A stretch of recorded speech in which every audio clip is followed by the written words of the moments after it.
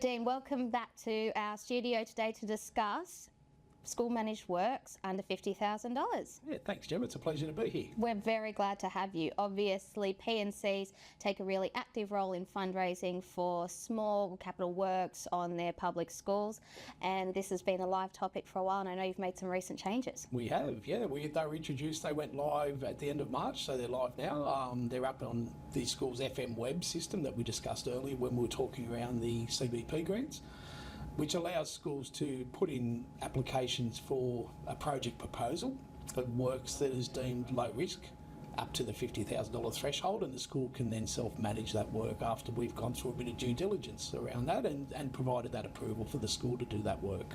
Oh, that sounds fantastic. The idea of managing some of these smaller projects locally, I think, is going to be welcome news to schools. Yeah, it will be. And then there's a lot of synergy there.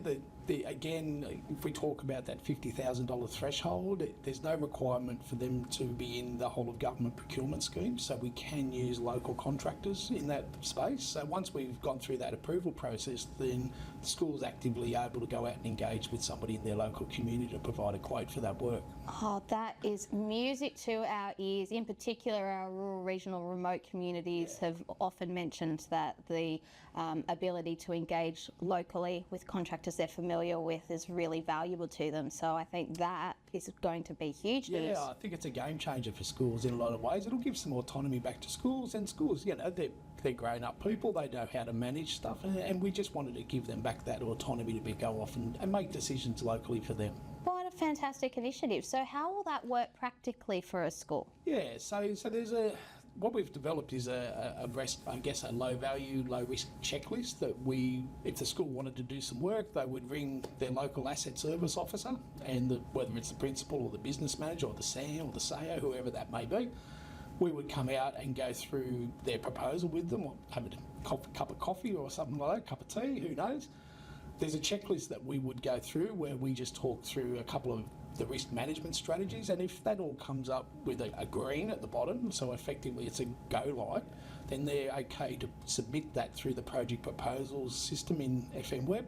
We'll do a little bit of due diligence, and then we provide approval for them to go, and we'll then send them back a whole suite of documents like small works agreements and safety observation checklists and things that they would use to manage the project on the ground. So would the school principal sort of act as a site manager in that scenario? Yeah, so the school principal is the site manager, so they could delegate to their business manager to do that, but they are the first point of contact that we would go through to provide that approval to. Oh, fantastic. So if a P&C was working with a school principal to get a particular project off the ground, you know, maybe put in a new pathway or a sensory garden or all those lovely, you know, little extras that we know P&Cs love to fund, they'd just approach their principal to get the ball rolling. Your principal. We'll come out and meet with the principal, and we'll do a bit of due diligence. Obviously, when we're working in landscaping type stuff, we check for hazardous materials that may be on that site. It may not be there as well, but we'll do that due diligence piece for you to take away that risk. Some of the things that we don't, small stuff, kitchenettes are things that we could do, you know, paint carpet, all those various small things. There is a list, and principals have that list. There's an actual document out with a list of what can be done and what can't be done. Some of the things that can't, things like asbestos, we don't want, you know, schools managing asbestos. That risk we'll take on and we'll manage that for them. As structural integrity of buildings is another thing we keep a look at, so we don't want them breaking walls down and opening that up, or working on heritage buildings. They're kind of the three big no's that we can still do that work, but it just means that the AMUs would help support the school by managing that risk for them. Yeah, which makes a lot of sense. Yeah. We obviously have, you know, lots of safety concerns. We want to keep people safe, and, you know, beautiful heritage buildings on public schools we want to protect. Gorgeous. Yeah, which is why AMU does such a great job of navigating all these complex scenarios in different sites, which we really do appreciate. I'm very interested. We hear a lot from P&Cs about quotes and when they gather quotes, when it's appropriate, and what they should be looking for. Do you have any advice? Yeah, look, best advice, you know, what we'd suggest to you is when the ASO comes to site and has a chat with the school principal, they're pretty knowledgeable around what a project would cost. So we've got an estimating tool that we've got internally. It's through Cordell's, which is a business tool that provides industry standard estimating. If they say what they want to do, as an example, they wanted to build a 1.2 wide path goes for 10 metres, we can provide them an estimate and say, well, we think it's worth this amount of dollars.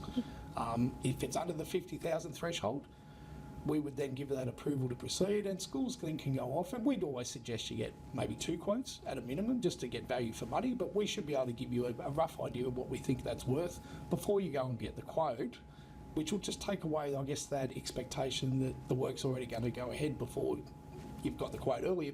We may, as an example, we may get a quote from the P&C, or the school may go and get a quote.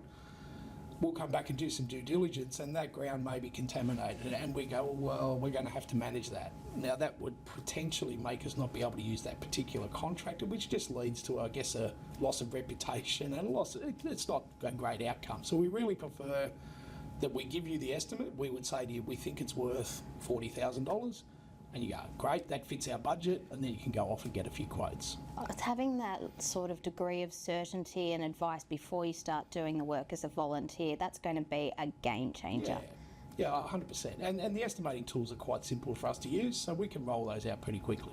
So, asset manager, Service officer? Asset service officer, I will get there one day, is the person to go to, you know, via the school principal. Via the school, work closely, get the information before you run off and start work. We'll give you a rough idea of what we think the industry is going to tell you it's worth, and if it meets your budget timelines, then the school is willing and wants to put in the project proposal. Away we go. Away we go.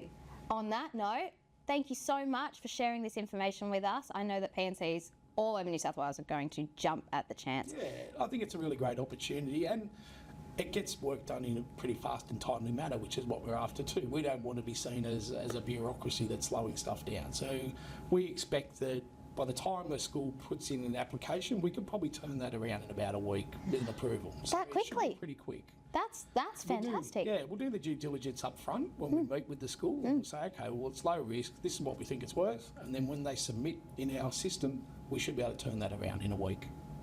Absolutely fantastic news. This is just such a huge difference, and I know we're really grateful. This has been a long time of reviewing processes to get to this point, and you've put a lot of work in, so thank you so much. No, and thank you. We want to acknowledge that you played a role in that. You've advocated for this for a while, and we've also had representation from the SPC and the PPA.